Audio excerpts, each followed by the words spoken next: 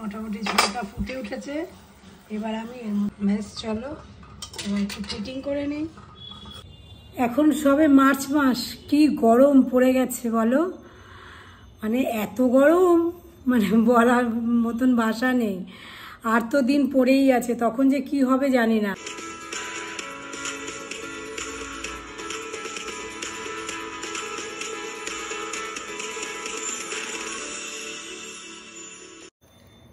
Hello বন্ধুরা, আমি সমিতা সাম্রাজ্যের আরেকটি নতুন পর্বে তোমাদের সবাইকে স্বাগত জানাই।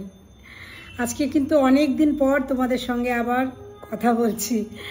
ভালো লাগে না জানো তো, এখন আর ভিডিও বানাতে একদম ইচ্ছে করে না। তো ভাবলাম যে যখন চ্যানেলটা খুলেইছি তখন টুকটাক কিছু তো দিতেই হয়।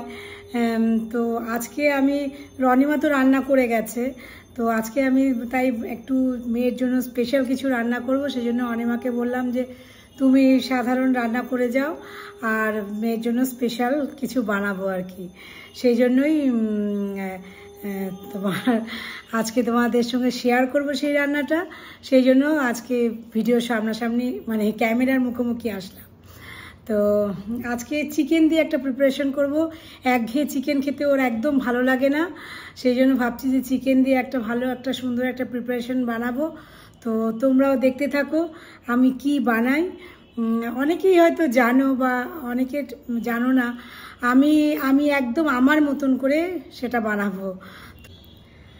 আজ শনিবার আর এখন বাজে সকাল 10:15। তো চলো রান্নাঘরে যাই, কি বানাই তোমাদের সঙ্গে চলো শেয়ার করি। বন্ধুরা চলে এসেছি আজকে রেসিপি নিয়ে চিকেনের একটা। তো প্রথমে আমি কিছু পাউরুটি একটু গুঁড়ো করে নেব।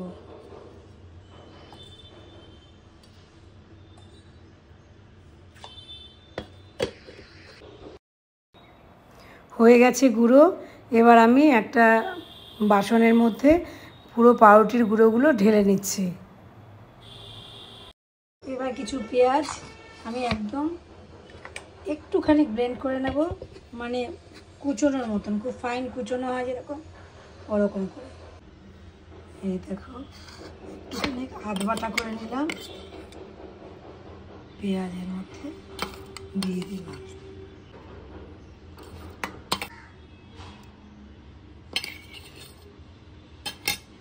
এবার এর মধ্যে দিয়ে দেবো রসুন কুচি। এবার দিয়ে দিলাম কিছু রসুন কুচি, আর দিয়ে দেবো কিছু কাঁচা লঙ্কা কুচি, আর দিয়ে দেবো একটু ধনে পাতা। এবার আমি চিকেন ছোট ছোট করে কেটে নিয়েছি, দিয়ে ব্লেন্ডারের মধ্যে আমি একটু পেস্ট করে নেব। এই তো আমার চিকেন পেস্ট হয়ে গেছে। এখন আমি এগুলোকে ভালো করে কাঁচিয়ে তুলে নেব। এবার হাত দিয়ে তুলতে হবে, নাহলে ঠিকঠাক চামচ দিয়ে তোলা যাচ্ছে না। দিয়ে দেবো স্বাদ মতো নুন, দেবো গোলমরিচ, একটু বেশি করেই গোলমরিচ দেই, আর আমার ভালো লাগে গোলমরিচটা। আর দেবো একটা ডিম একটা দিয়ে দিলাম। এবার আমি সব একসঙ্গে মেখে নেব, খুব ভালো করে আমি মাখবো।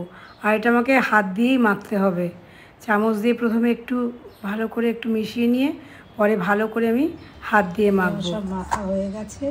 এবার একটু আমি হাতে তেল মাখিয়ে বলের আকারে গড়ে নেব। হাতে একটু তেল মাখিয়ে নিয়েছি, এবার আমি এগুলোকে বলের আকারে গড়ে নেব। এই দেখো বলের আকারে গড়ে নিয়েছি। এবার আমি এটাকে ফ্রিজে রেখে দেবো, আর আমি 10 মিনিট এটাকে সেট হতে দেব। তো চলো 10 মিনিট পরে ফিরে আসছি। এর মধ্যে একটা পেস্ট বানিয়ে নিই। 3টে কাঁচা লঙ্কা, কিছু পেঁয়াজ আর 4 কোয়া রসুন দিয়ে আমি একটা পেস্ট বানিয়ে নেব। এগুলো মোটামুটি সেট হয়ে গেছে। আমি কড়াইয়ে তেল বসিয়ে দিয়েছি। এবার এগুলো একটা একটা করে আমি এর মধ্যে ভেজে নেব।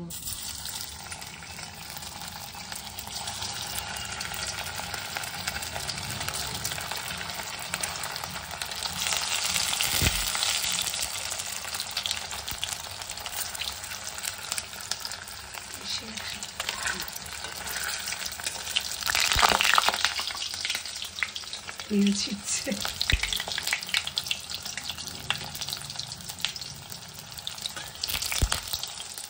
একটু আঁচটা কমিয়ে দিয়েছি।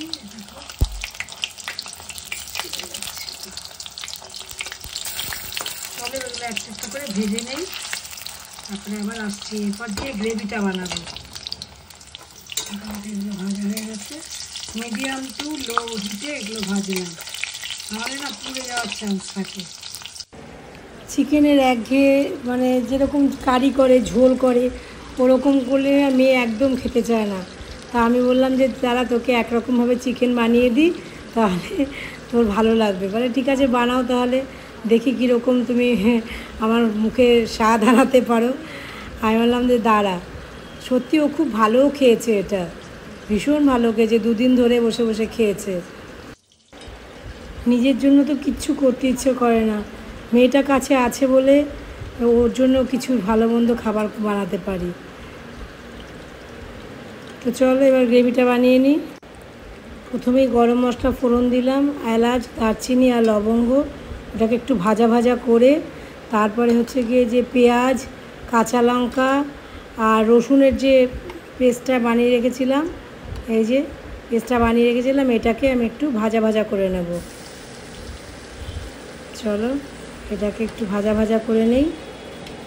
আমার মেয়ে না খুব ঝাল খেতে ভালোবাসে, একটু ঝাল ঝাল হলে ও খুব ভালো খায়। চলো এটাকে একটু ভাজা ভাজা করে নিই।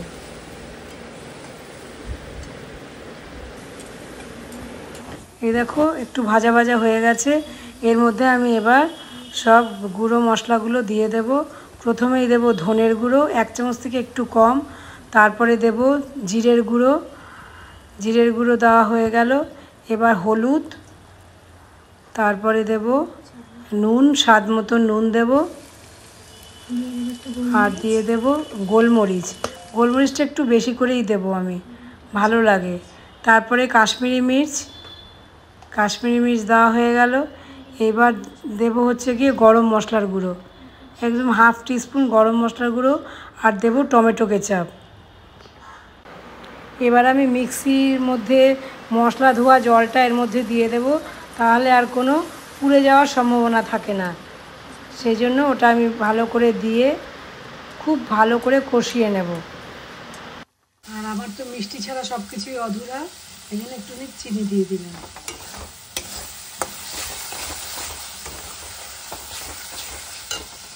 দেখো এরকম তেলটা রিলিজ হয়ে এসছে।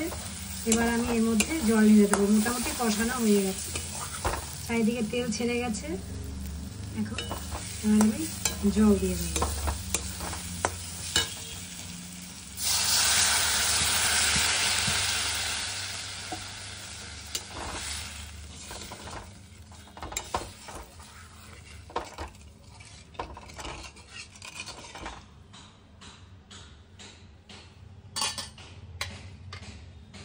দেবো কটা লঙ্কা, আর অল্প করে ধনেপাতা এখন দেব, অল্প করে ধনেপাতা এখন দেব, আর গার্নিশিংয়ের সময় আর একটু দেব। এটাকে এখন ঢেকে দেব, ফুটে উঠুক।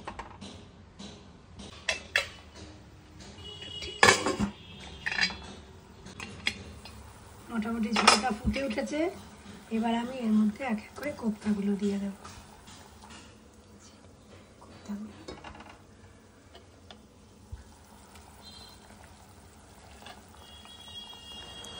এই চিকেন কোপ্তা কারি তোমরা ভাত, পোলাও, রুটি সব দিয়ে কিন্তু খুব ভালো লাগে খেতে।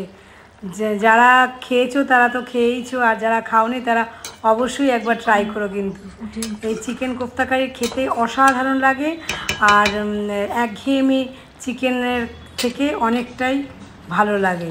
বেশ তৈরি হয়ে গেল আমার চিকেন কোপ্তা কারি।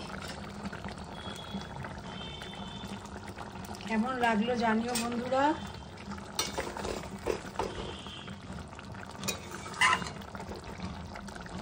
চলো এবার প্লেটিং করে নিই। ঢেকে রাখি।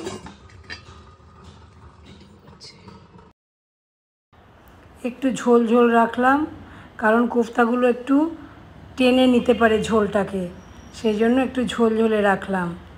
খেতে কিন্তু এটা অসাধারণ হয়। তোমরা কিন্তু অবশ্যই একবার ট্রাই করো বন্ধুরা, ভীষণ ভালো লাগে খেতে। তোমরা বললাম তো আগেই, তোমরা রুটি, পোলাও, ভাত, গরম গরম ভাতের সঙ্গেও খুবই ভালো যায় এটা। তো কেমন লাগলো জানিও অবশ্যই। একঘেয়েমি চিকেন যখন খেতে আর ভালো লাগবে না, তখন এইভাবে করে খেতে পারো। এই হচ্ছে আমার চিকেন কোফতা কারির ফাইনাল লুক। পুরো ঘেমে গেছি। তো আজকের রেসিপি কেমন লাগলো জানিও বন্ধুরা।